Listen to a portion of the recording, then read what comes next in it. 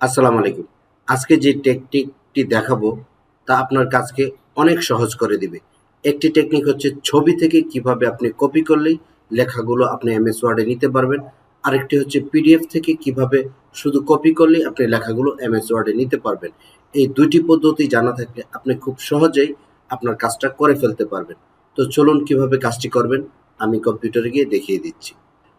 ওকে, আমি এখানে একটি ফোল্ডার তৈরি করে রেখেছি। একটি আছে পিডিএফ ডকুমেন্ট আর একটি রয়েছে ইমেজ। এই যে দেখুন পিএনজি ফাইল লেখা রয়েছে। এটি হচ্ছে একটি ব্ল্যাঙ্ক ডকুমেন্ট। তো আমি এখন প্রথমে এই ব্ল্যাঙ্ক ডকুমেন্টটি ওপেন করছি। এখন এই যে দেখুন এই ব্ল্যাঙ্ক ডকুমেন্টের মধ্যে কিন্তু কোনো কিছু নাই। আমি এখন এটিকে মিনিমাইজ করে দিব এবং সেই লেখাগুলো আমি কপি করে এখানে পেস্ট করব। তো আমি এটিকে মিনিমাইজ করছি। প্রথমে আমি এই পিডিএফ ডকুমেন্টটি ওপেন করে আপনাদের দেখাচ্ছি। এই যে দেখুন এটি কিন্তু আমার একটি পিডিএফ ডকুমেন্ট। এখন এই পিডিএফ ডকুমেন্ট থেকে যদি আমি লেখাগুলো কপি করি একটি বিশেষ পদ্ধতিতে, তাহলে কিন্তু এই লেখাগুলো আমি এমএস ওয়ার্ডে গিয়ে পেস্ট করতে পারবো। তো কিভাবে? আমি এখান থেকে কিবোর্ড থেকে শিফট উইন্ডোজ এবং টি বাটন একসাথে প্রেস করব। শিফট উইন্ডোজ টি প্রেস করার পর আমি এখান থেকে লেখাগুলোকে কপি করব।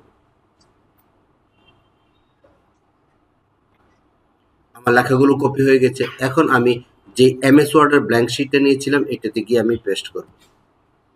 এই যে দেখুন আমার লেখাগুলো কিন্তু ওয়ার্ড আকারে চলে এসেছে। এখন কিন্তু আমি এখানে লেখাগুলোকে এডিট করতে পারবো, অ্যাড করতে পারবো ইত্যাদি।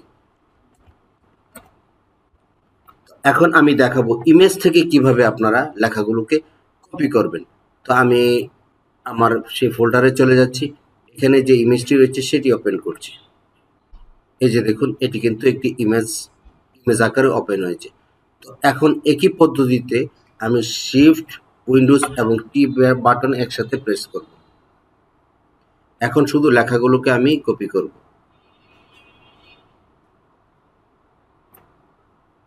আমার লেখাগুলো কপি হয়ে গেছে। আমি এমএস ওয়ার্ডের সেই শিটে চলে যাব। এখানে আমি একটু নিচের দিকে চলে যাচ্ছি অথবা এই লেখাগুলো আমি ডিলিট করে দিই। এখন আমি যেটি কপি করেছিলাম সেটি এখানে পেস্ট করব। এই যে দেখুন সেই লেখাগুলো কিন্তু এখানে পেস্ট হয়ে গেছে। ইমেজ থেকে লেখা এইভাবে আনা কিন্তু খুব দুরূহ বিষয়। আপনারা কিন্তু আমার এই পদ্ধতি অবলম্বন করলে নিয়ে আসতে পারবেন। তবে এখানে একটি বিষয় আপনাদের বলে রাখছি, আপনাদের কম্পিউটারে অবশ্যই পাওয়ার টয়েস অ্যাপ্লিকেশনটি ইনস্টল করা থাকতে হবে। পাওয়ার টয়েস অ্যাপ্লিকেশনটি ইনস্টল করা থাকলে আপনারা যে কোনো ইমেজ থেকে বা পিডিএফ ফাইল থেকে লেখা এই পদ্ধতিতে কপি করলে পেস্ট করতে পারবেন এবং সেটি ওয়ার্ড আকারে পেস্ট হবে। ধন্যবাদ সকলকে।